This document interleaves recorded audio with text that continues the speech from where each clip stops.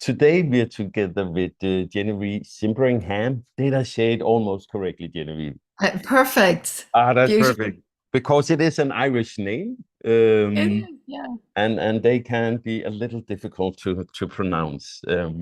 You are, as the reason I'm mentioning you're from Ireland is that people might be able to hear it on your accent, but right now you're actually in New Zealand. Yeah. Yes. I've been in New Zealand for 25 years. Yeah. Yeah. We have a good friend who is a Kiwi, as they call themselves down there, Yes. and he lives in the States. So, and one of our traveling friends. But what the reason we invited you is because you are into peaceful parenting, and I just like the sound of it, and also would like to explore what we mean about peaceful parenting. But first of all, a proper welcome. Thank you for giving your time and being here with us today. Thank you for having me. I've been really looking forward to this conversation, enjoying listening to some of your podcasts and going, yeah, I've got lots in common with these guys. I'm sure we could talk for hours if time allowed. When I some days ago was thinking how would I introduce this, I was joking stupidly in my mind, saying we maybe hit more people or attract more people if we would call it stressful parenting, because I Yeah, yeah, sometimes feel exactly. that I can relate to that. I can relate to that. So Yeah. so so um, to jump right into it, Yeah. what are some of the challenging things that people you meet and connect with about parenting? What is it that stresses them out, and where are their troubles? What is it they see Yeah. you and the peaceful parenting community for? Yeah, that's a really good question. Sometimes when I'm running a seminar and I ask them in the audience, if who has this experience that they thought that before they became a parent that they kind of had got it together and that they were, and then you became a parent and you realized that you had all of this rage that you didn't even know existed, and usually there's a lot of laughter and a lot of hands going up, and people really enjoy that experience of talking about the rage, but and I say, well, it's the frustration of the powerlessness of all of these needs that are competing. Everybody in the family has so many needs, and as a parent you've just got this such a strong instinct to meet your children's needs, but you've got your own needs as well, and the kids all have different needs from each other, and it's just inherently stressful. And then by its nature of parenting, we just don't have that time.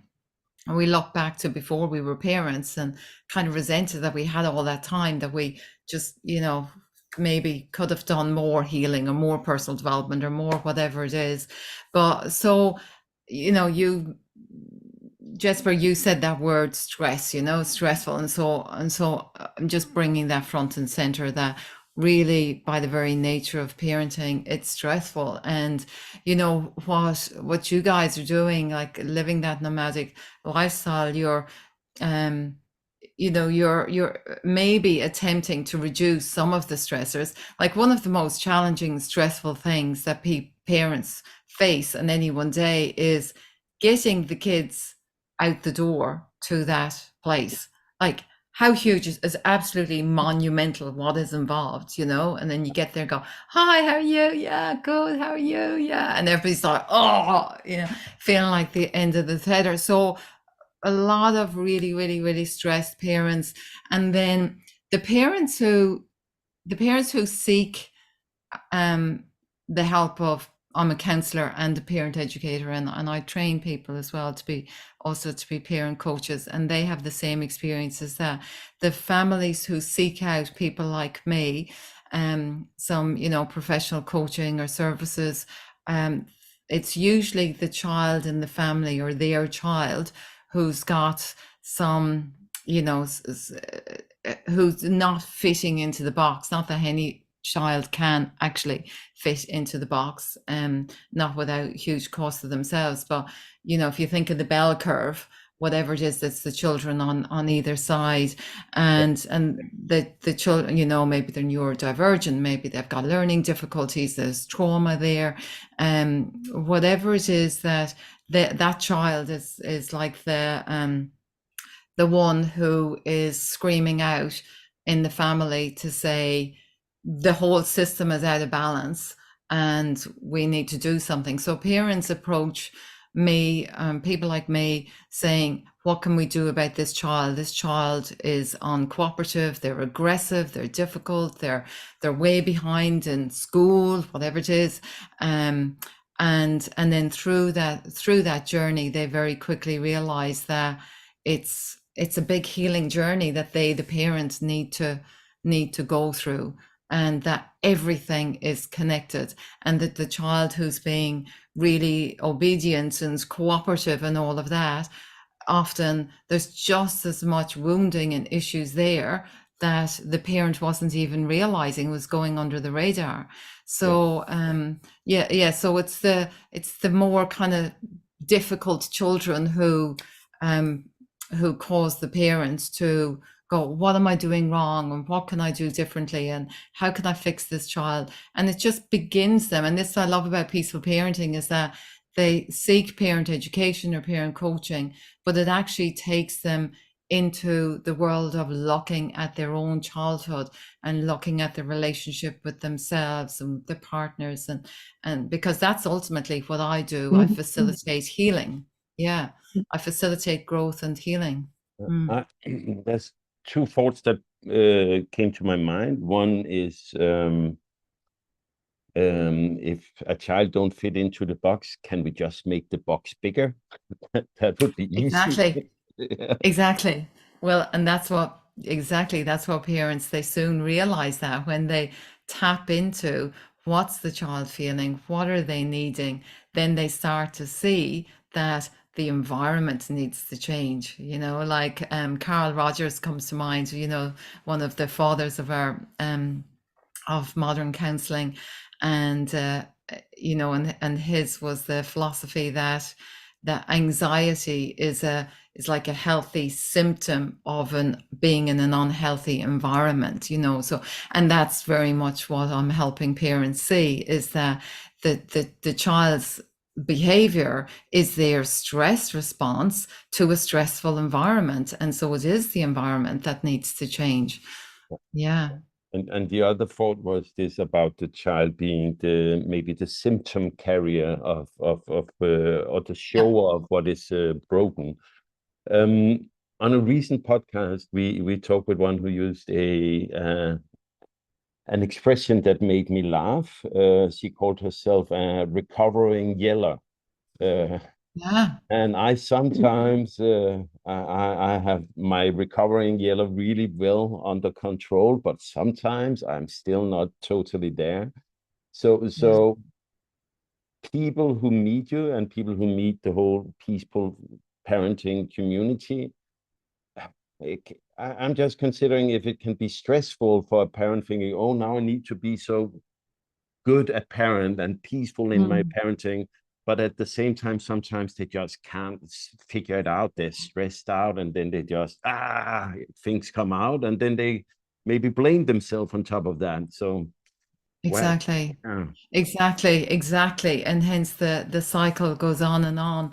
And I'm thinking of this somebody who I've helped, and she came up to me at the end of a workshop that I was running, and she said at the moment I can only read your articles, because she is saying that she's so sensitive and vulnerable to anything that's going to activate her self-berating, her self-criticism, and so, you know, that's something that I'm really, really sensitive about, and that I always say, if I ever make this sound easy, then I'm doing something wrong, because it's just not easy. And parents need to, that they really need to be as compassionate with themselves as they are with their child. And that's the journey that this takes them into, is I was talking about the child's behavior being symptomatic of their unmet needs and their wounding and trauma that's there. Well, that's the same with the parent, you know, that parent in that moment where they lose it, they're not an adult in that moment. They're a child feeling completely out of control and overwhelmed. And so adding criticism and berating, going, I just should, 'cause it doesn't work. And you know, when we know better, we do better. It's just not that simple, is it? It's not that simple because it's not just on this cognitive level. Because parents reach that place where they could maybe very quickly reach that place where I can see that my yelling and my criticizing my child and my reacting to my child is a big part of the problem here, and it's making my child feel insecure and reactive and rebellious and won't cooperate with me. But we can't just flick a switch. We just can't. We have to be compassionate with ourselves, and that's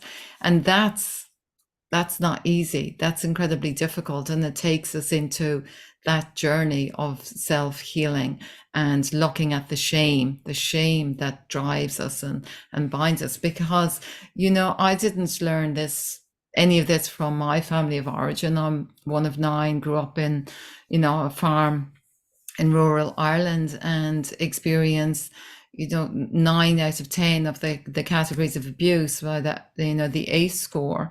So it was really severe violence and severe abuse and neglect in my family, and that's where it all started with me, was trying to kind of fix myself, you know, realizing all I'm doing is trying to pretend to the world. I'm just trying to show the world that I'm okay and I've got it sorted and I've got a job or I've got, you know, but actually I was a total mess.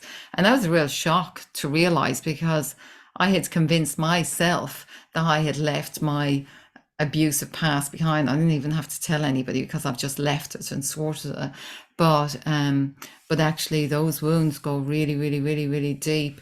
And as much as I wanted to just not pass any of that on to my children, but actually that's just not even possible. We can do the best we can, but we're, you know, there's all of that generational trauma that's come down through both your parents' lines, both your, you know, all of our parents' lines, and it's there, it's in the family, it's in the fabric of the family, and it's big work. So that's why it all comes back to healing. And so, you know, but you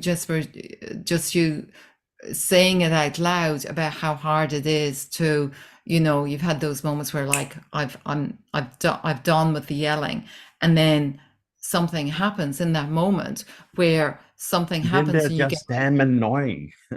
yeah, exactly. Or And put more correctly, then my self-control and energy runs out, and then I'm not as good as parents that I want to be. But can I say yeah, Yeah. Yeah, please. completely contradictory to this? And it's not because I disagree, because I don't. yes, But please. in a way, at the same time, I I've I just want to say that it's also easy. At the same time, it's easy. At the same time, as a parent, it's about the mindset. It's about letting go of that parental idea of having to be in control and having the responsibility of every little action your child makes. And that little narrow box of I know it all kind of thing, learning to, or maybe just realizing that having children is basically something that happens, like rain, you know, it happens. And now you live with these children, they are part of your life, and they're going to be hopefully for the rest of your life. So being a parent, it's just like having arms and legs. It's part of what it is to be here. So we don't have, it's not like a project that we have to micromanage, and whatever comes out of it is reflecting back on us. We have a daughter who is an amazing artist, and she released 3 books, and every time there's a book release, people say, "Aren't you so proud?" Like, why would I be proud? I didn't write that book. I'm more confused. How did that happen? Impressed. I'm many things, but not proud. So I think this, and this is a excuse me, this is a mindset, a top-down kind of mindset, a control mindset, almost like industrial revolution kind of thing. We make this family factory, and it's my job to make sure everything is adjusted, and then they come out for success. And that's not what life is, really. So yes, they push all our trigger points. They are our healing catalysts, the children. I totally agree. And it's very hard to be your best because you're not. None of us are. But then at the same time, if we can make that mindset shift, get the shoulders down, you talk about a bigger box. How about just not having a box, letting people be who they are, and just shine rather than lead? Then I think it's not that hard. It's a very good place to start. And it will make big changes. And if I can continue just for a minute, I'm saying this because I remember when our children were really small, when we had 3 that were really small and 1 that was a teenager, and I had just survived cancer. There was no time for reflection or like, where do I have a good chunk load full of backpacks, in plural, of childhood trauma and adult trauma. If we should, I mean, it's not like I don't have anything. And my kids, they know exactly, like all of the kids, where are trigger points and can I keep poking, especially when she hasn't slept? Yes, but there was no time. When would I do it? I had to show up for my children and just cook the meals, do the vacuum cleaning, wash the clothes, read the stories, fall asleep, start over. So I'm just saying, if we're doing this recording today and it goes out there to parents, maybe if that's your reality, do the mindset shift and breathe. Because the whole inner work, maybe there's no space for it, and that's all right. You'll be an okay parent. Kids will come out fine, and life is, with arms, legs, and children and rain. And it's all good. Amen. I'll shut up now. Yeah, no, that's beautifully said. And it's really, it's kind of, to know, it's in a way, it's sort of really summing up the growth mindset, isn't it? As opposed to that sort of more fixed mindset of, achieving this or being this, or, and that's, well, I was going to say that's what we want, but that's certainly what I want for myself and my kids. I want them to just to not be trying to be perfect. We joke about being a good person or not, and it's like something we kind of joke about a lot.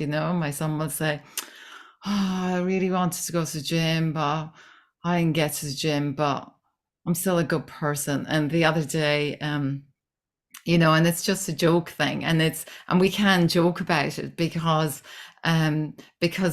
I guess we all feel that sort of pressure from society to achieve or not achieve, or be good or not be good, be this or not be that, and not be.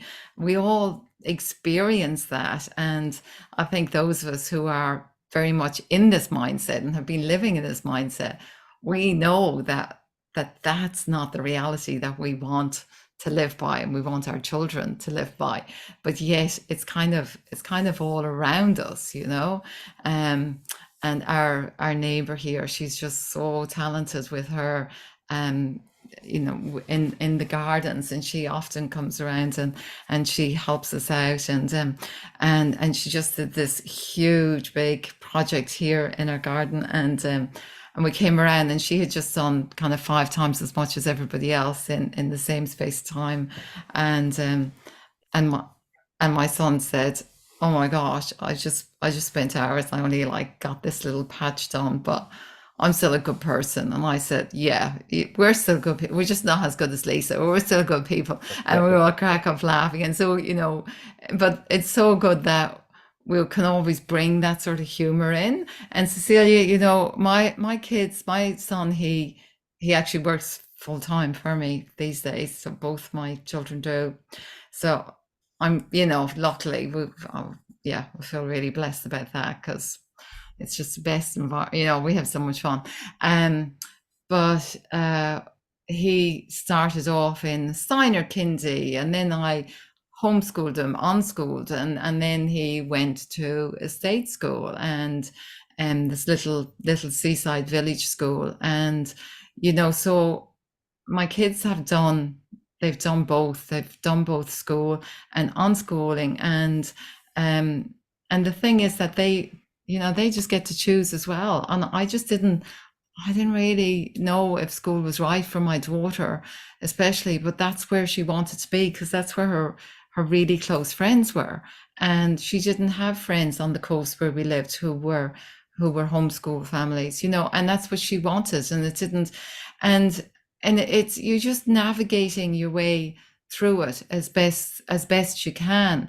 And I remember asking my son one time when he was a teenager, and I asked him, how do you feel about, we do it differently from your friends, and that your friends, their parents will give them, kind of offer them rewards for doing well in school or doing those assignments or whatever, or ground them or punish them. And we didn't do any of that stuff. And what he said was like different from what we expected, what I expected to hear. And he said about, I don't know what I did expect, but he said, well, what I like about it is that all of my achievements are my own.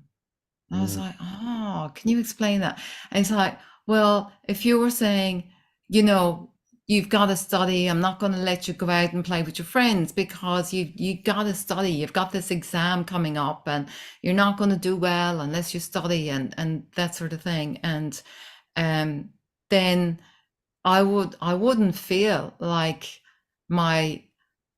it was my full achievement, and he had to kind of explain that to me. And I think, I don't know, I'm just, that just came up just a couple of days ago, and it was really interesting looking back on it.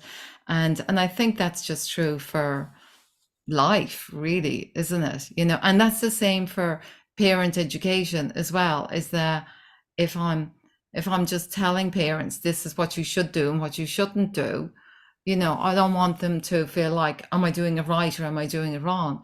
That's as I said, a while ago, Jesper, is in response to something you said, is that ultimately I just facilitate that, hold space. That's what I see as my role, is just holding space for parents who are really, really, really struggling, because everything you described there, Cecilia, is so, it's so beautiful, and yet for so many parents it just seems like an unachievable goal to get to that level of being at peace with the how well you're doing or how not well you're doing, because they are evaluating themselves and they're evaluating their children all the time, because that's the society we grew up in. And I think to support each other to, as you say, just get free of the bloody box altogether, we have to,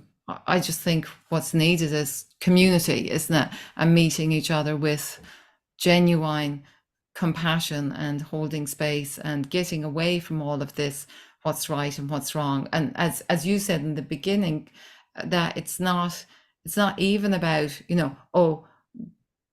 unschooling is good, going to school is bad, because it's just not as, none of it's as simple as that, because it's just so, us humans, we're really complex, and yet we've got simple impulses to connect and to learn and love. But really, it's not about the format as such. It's about our relation to the format. It's not about whether you have sit-down dinners every day at 6 o'clock exactly, and or you use schools or not, or everyone, I don't know, have to learn 3 languages.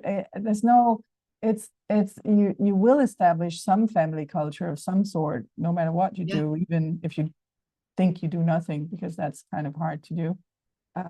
It's about the relation to that family culture. It's about, am I enforcing this because I believe that I'm right and this is how it has to be? Or maybe just because some inner thing is driving me to do this, I might, I don't know, be afraid of not doing it. Or so we don't use schools now. Our oldest was in school for many years, so it's not, we're not unfamiliar with the concept of schools and how it affects family life. It's not about school or not school. It's about how do we relate to that school situation. And also the thing I wanted to say before when I couldn't stop talking was just because if we believe that we have to heal all of our childhood trauma and become this white dressed person with a lot of inner peace and light before we can be a good parent, then I think we might give up. Or wait to having children when we're 70. Or say, okay, whatever, I'm just going to shout because there's no, I can't get from here to there. And that's why I wanted to say it can be easy, because a lot of it is mindset. If we can change our mindset and be less controlling and less fearful and less focused on the outcome and the achievements, and realize it's about life. It's about every breathing moment that we have and the culture we can establish of how we move. I like I'm still a good person. It's really funny, actually.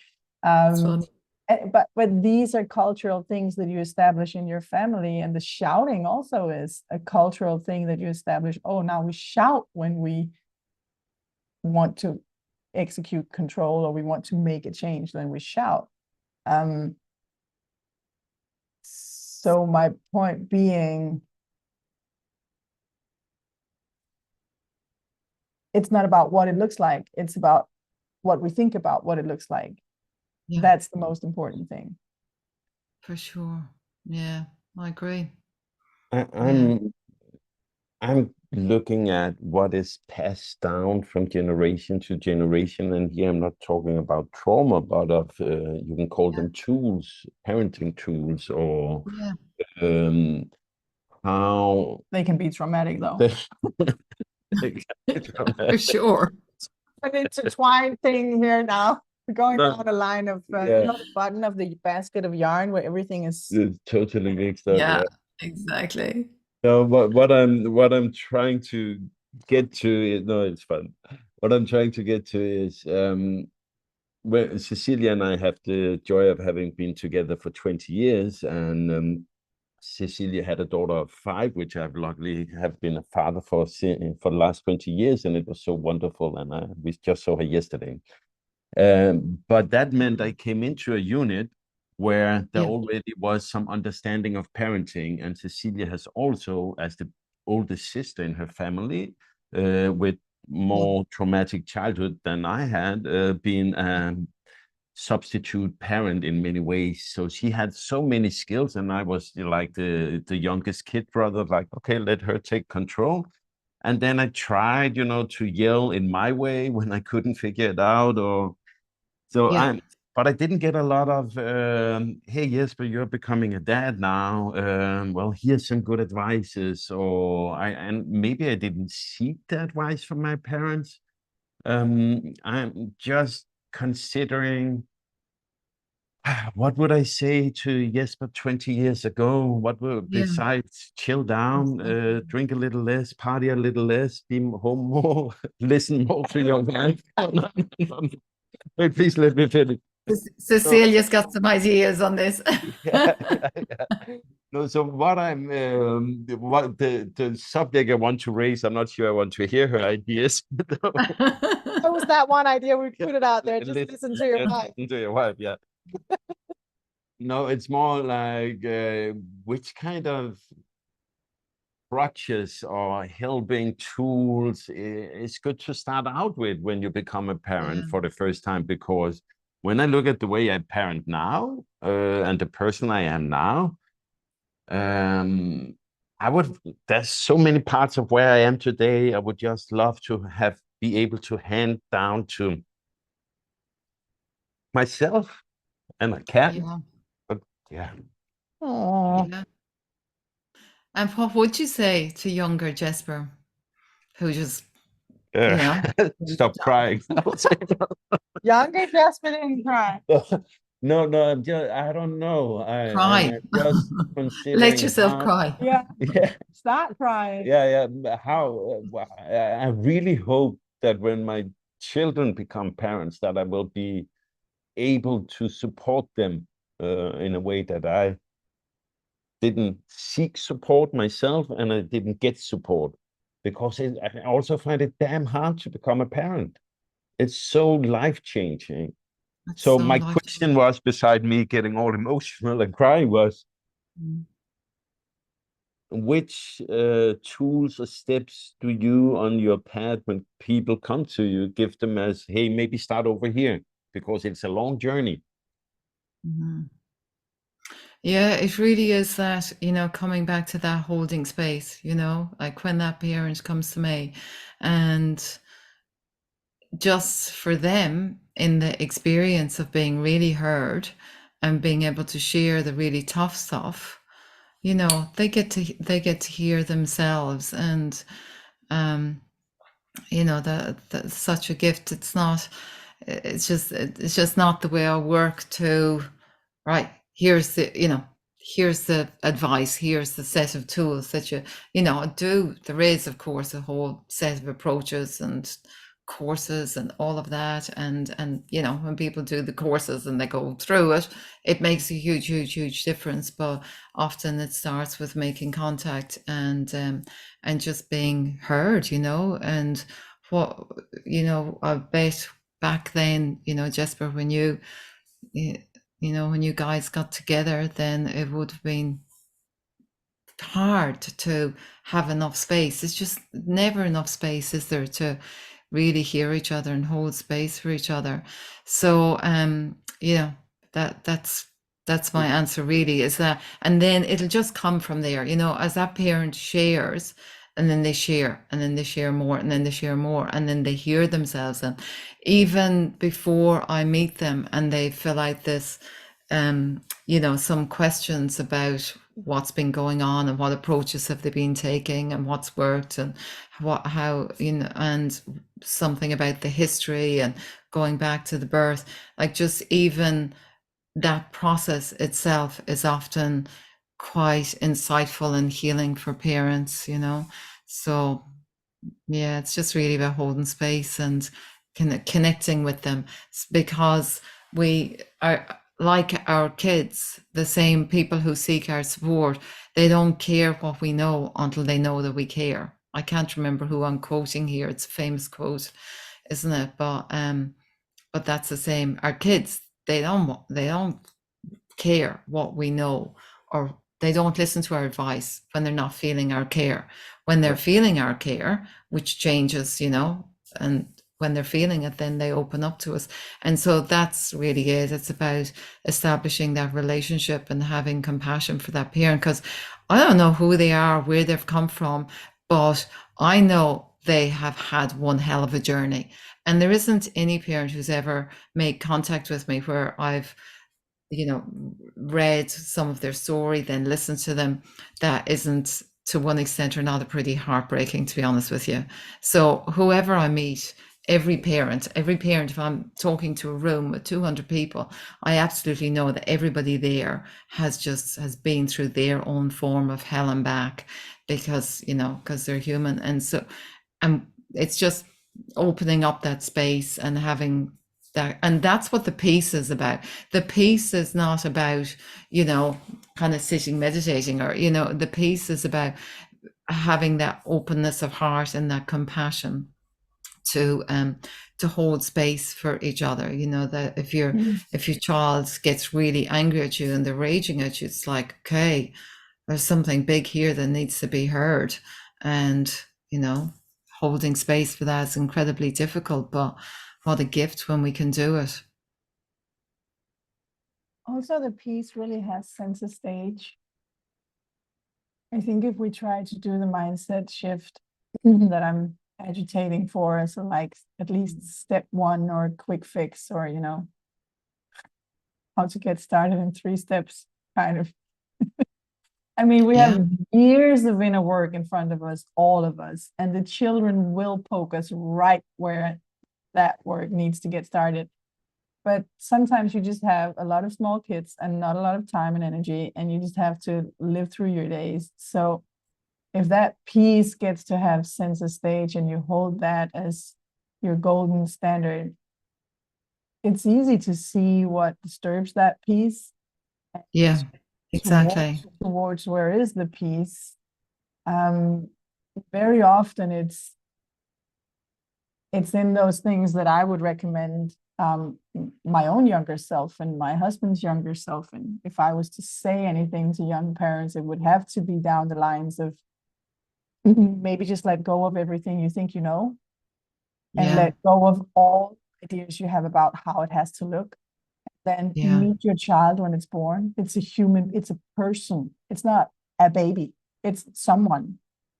Live your moments, your very, very valuable, amazing moments with this person. Get to know each other and try to hold as much peace as you can in that. And whatever disturbs that peace, walk away from it. Yeah. Yeah. Yeah. I love what you're saying, Cecilia. And it's, you know, something I often say to parents, which is, you know, different but similar, is you know, that we can get back on track when we have established some sort of track that we've decided that we want to walk on, and that's our values, you know, and that's, you're really speaking to having a value for more peace and more harmony in the family. And that was me too. That was very much how I set out, was to find peace of mind and peace of heart in myself, and then that value of wanting my children to experience as much of that as possible. And then when you've got that value, this, you just, you just said it so beautifully. I can't kind of repeat it how you said it. I'm sure you can, of course. But when you got that value, then you know, can recognize, as you say, whatever disturbs that peace. You can, you know that there's a place you want to get back to. And you know, and when you talk about those kind of simple things for parents, you know, what I find in helping parents is that when they really, really get that value of the connection, and that the connection is everything, because they're after getting into, you know, how well does my baby sleep or not sleep or feed, or how well does my child kind of socially adjust, or, you know, but when they come back to the connection as being, you know, really that's what it's all about, the relationship and the connection, then they can start to recognize, well, when I do this, like when I yell, you know, it breaks down the connection with my child. My child's like this, and they don't want to talk to me, and they go whatever, or no, or, you know, they won't respond. It's like, oh well, that's not working. You know, the yelling isn't helping. May have helped us get out the door, but now my child's really shut down. And because you got that value of the connection, the relationship, you'll just do, you know, and that's intrinsic motivation, isn't it? When it's driven by that which we value, and that which we value, it's incredible what us humans will put ourselves through and endure and work through. And you know, the suffering that we will take on to achieve our goals, it's just, there's no end to it.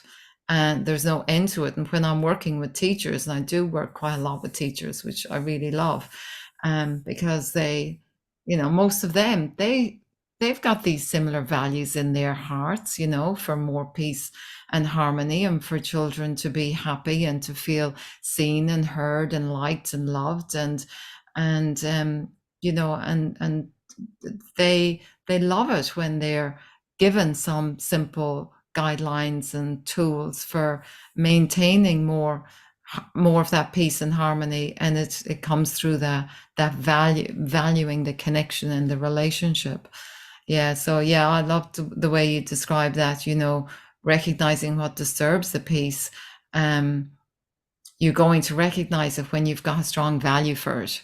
And, you know, it's a core value, but a lot of people need help to get back to remembering and being true to and honoring that value that they have, because they've got pulled into what they should or shouldn't be doing, or how they should be doing it. And yeah, There can also be a lot of achievement value, a lot of ego-based value. That's value, like you have this idea that I want my kids to have great grades or to perform in sports or whatever. I want my house to look sparkling, or there could be many different values on the so many achievement different level. values. Yeah. And it's not on Yeah. the being level. And of course, we achieve things. We get up in the morning and we do or do not brush our teeth, and that actually does make a difference in life. So it's not that we're not supposed to do things on that achievement tick box kind of level. We have to. The practical level is a big part of life, but the more psychological, emotional level is just the foundation. It's where we have to put our focus and where the real things are happening, whereas all the practical things are more like surface waves on the big ocean. And it's important because we do sail our ship there on the surface. It's just that, you know, the whole ocean has to be some sort of peace. And if we can have that peace, as now I'm going to use another metaphor, but as a sort of leading star, rather than, yes, it's a value. And I like, to me, I hold that value very dearly. But if it's a leading star, it's like we're walking towards the peace. Where's the peace to be found here? And what's disturbing that? We need to get away from that. And that could be the idea of the dinner has to be healthy, for example. That's an idea in our mind. And then you run around with your kale and all of your brown rice, and you need to shovel it into your kids, and you get more and more like, why don't they eat it? And so maybe we should just look for the peace, and that idea is not giving peace. And that's not that I'm saying French fries forever. I'm just saying if. Well, I'm just saying that if the piece is the leading star, it also gives space for the other thing you're saying that's completely, I mean, fundamental. It's the other leg of a good parenting lifestyle, the relation, which is the love. So now we're back to the hippies. It's peace and love. Those are the two. It is. Yeah. That way. But without the peace, we can't live the love. We can maybe have it somewhere in there, but the moments that we live, the presence that we have here and now, will not be unfolding love if we don't have peace. So these two. Yeah.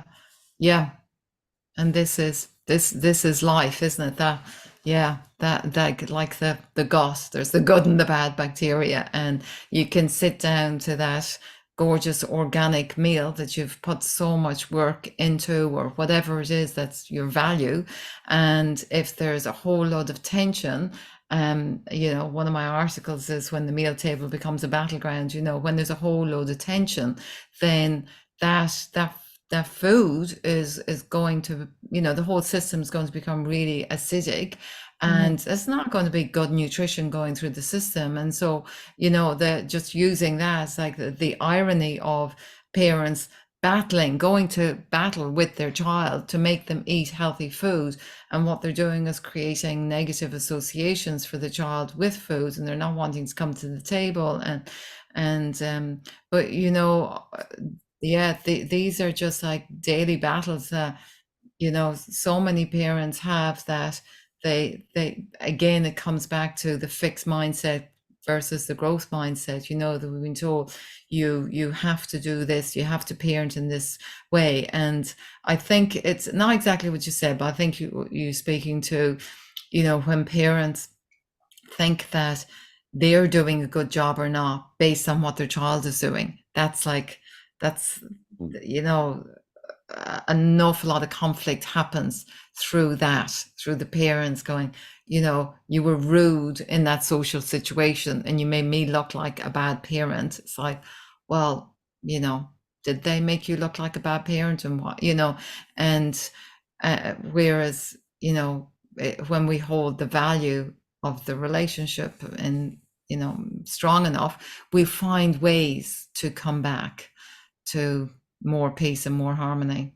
And it's just an ongoing dance, isn't it, in every family? And I think it's just the more people just talk about, I don't know, just real about the challenges in the family, then you know, talking about the struggle and the tough stuff and the traumas that we've generated, ironically leads to more happiness and peace and harmony, because we're, you know, that allows us to be more okay with that which is not okay. Yeah. But also the value theme, it's one of the things we also always work with, like step one when we talk to people and guide them, is you need to find out what are your core values, what's important Exactly. to you, because And of course it does reflect back. The children, they are sort of, you know, the outcome of the family somehow. But maybe I don't care if my kids can show up and display perfect behavior at fine dining, or I don't care if my kids speak 9 languages or not. It's not important to me. So this reflecting back and this ego drama that lots of parents have, and they start adjusting children, happens very often actually with in-laws. It's a big problem that you want your children to be some huge. your in-laws Absolutely. find perfect so that they like you because you married. Yep. And this whole drama, it's Yep. so negative. And then you come home and then you have to pick a fight with your spouse, Yep. and you have to adjust the kids, and nothing of that is your family core values. So being able to talk about core values and knowing what's actually really important to me, that puts you in a place where your peace can be restored. Because, okay, whatever if some bus driver disagrees with my kids not wearing shoes, or whatever family member is asking them about exams they don't have, or whatever it is, if I really know in my heart I don't care, then it cannot disturb peace, and I'm still walking towards that star. So and that's not hard inner work, childhood trauma necessarily. Doesn't have to be step one. Yeah, I think Let's talk about what's important in our family, and then we start from there. Yeah, I think different for, I don't know, just different for everybody, really, you know, because I know a lot of parents who I have supported who have this, they really want to have this value of not caring what the in-laws think, not caring what the relatives think. But for them, it is big work to get to that stage, you know, and they have to work really hard on, you know, being centering themselves and kind of rehearsing what they're going to say and things like that. And then they get there and they come back and they go, well, I stuffed up, I just, you know, threw my child under the bus and said, oh yeah, she is rude, isn't it? I was like, why did I say that? I can't believe I said that about my own child. And then they, you know, and they go, oh, you okay, what do I do next time? You know, there's some people, it's, you know, they would just say, oh, you're so lucky to just not care. They desperately want to not care. But to get from really, really, really caring and to that place of being able to be at peace and be more relaxed, actually be relaxed, not just pretend to be relaxed and pretend to cope in that situation. It's a lot of work. And you say it's not about inner, you know, childhood trauma work, but for some people it very much is, you know, and it's just different for everybody, I think, you know. Yeah, and we just what I'm saying is, you don't have to start with the trauma work. You can start with discussion of value. Of course, it will always be your background coming up, and it's very family relations are very, very complicated. We have had and we have had like the amount of post family get-togethers, arguments we have had with each other, man. What a waste. Me and my husband's the same. Yeah. the I same. do care, and it does poke me everywhere. Yeah. Saying, I'm just saying, it's because I kind of want to, I'm not saying that the work you do, and I do the same line of work. I just find Yeah. sometimes it can put people off a little bit if they enter the parenting and they just want to do a little bit better. So can you give me some advice? Or, talking to someone who actually doesn't have a hell story, they just have a newborn, and they're just like, there are good starting points that does not necessarily as, just to lay out a foundation for your leading star, find your own core values, at least and then you throw your kids under the bus and you come home crying and you come home doubting and everything is chaos, but somehow in there, and maybe you talked to the other parent about it. So what's truly important in our family? Yeah. And that will just lift it up a little bit.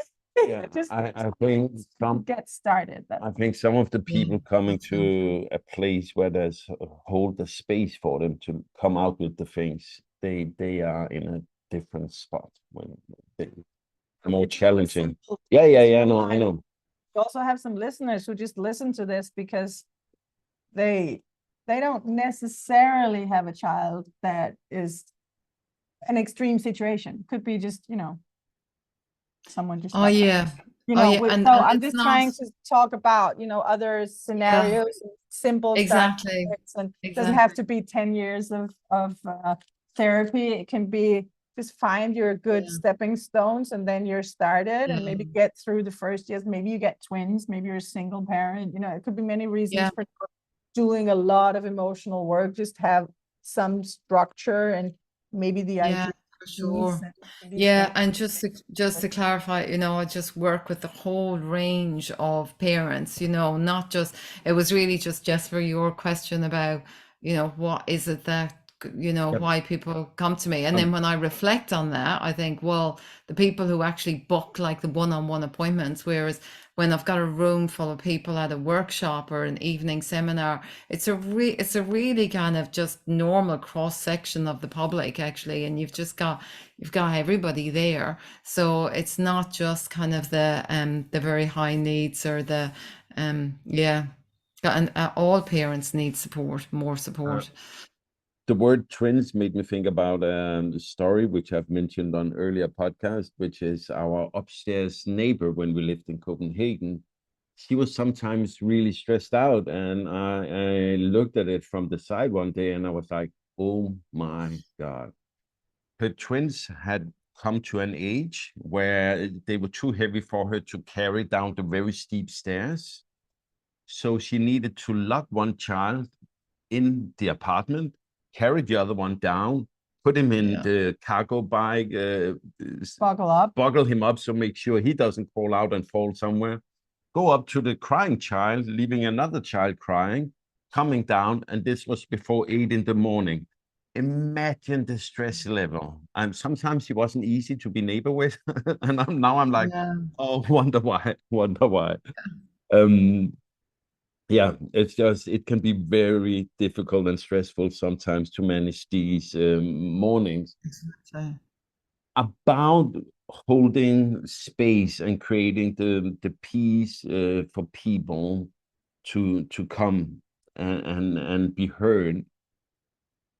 Can you, because we need to end the podcast, looking at our time, can you tell a little about what you're doing, the Peaceful Parent Institute, and how you invite people, how do you create space? We try to create our space with making this podcast, inviting people in, getting the words out. But you both have a very big community on social media, and then you do workshops and things. Can you put some words on it and also plug how people can find you and where is a good starting point? Maybe 1 or 2 articles where they're like, oh, I want to read that one.